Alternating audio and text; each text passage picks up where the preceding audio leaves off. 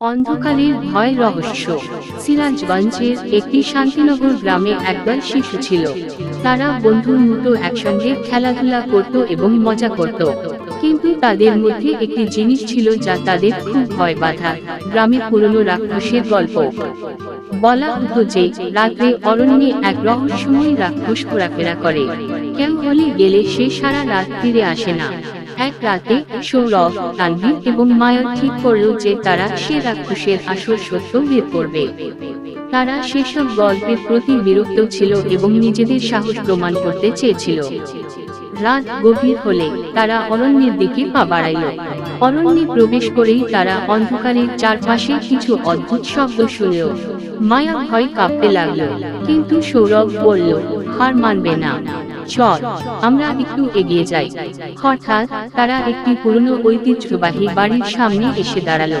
একটি আলোর বিচ্ছুরণ তাদের দিকে আসছিল। তারা মনে করল এটি সম্ভবত রাক্ষসের। সাহস করে বাড়ির ভিতরে ঢুকতেই তাদের সামনে একটি বৃদ্ধ মহিলা হাজির হলো। তিনি হাসতে হাসতে বললেন, একি, এত রাতে কিসের খুঁজে এসেছো? তারা ভীত হয়ে বলল, আপনি কি রাক্ষস? বৃদ্ধ মহিলা হাসলেন এবং বললেন, না, আমি শুধু অরণ্যের রক্ষিকা।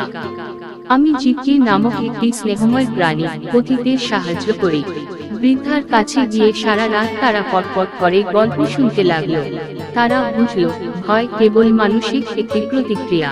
সত্যি ঘটনা জানার পর তাদের ভয় দূর হয়ে গেল এবং তারা বাড়ি ফিরে এলো নির্ভয়ে। হ্যাঁ, শিক্ষণীয় বিষয়। ভয় কেবল একটি অবস্থা, সাহস এবং সত্য জানার মাধ্যমে ভয়কে জয় করা যায়।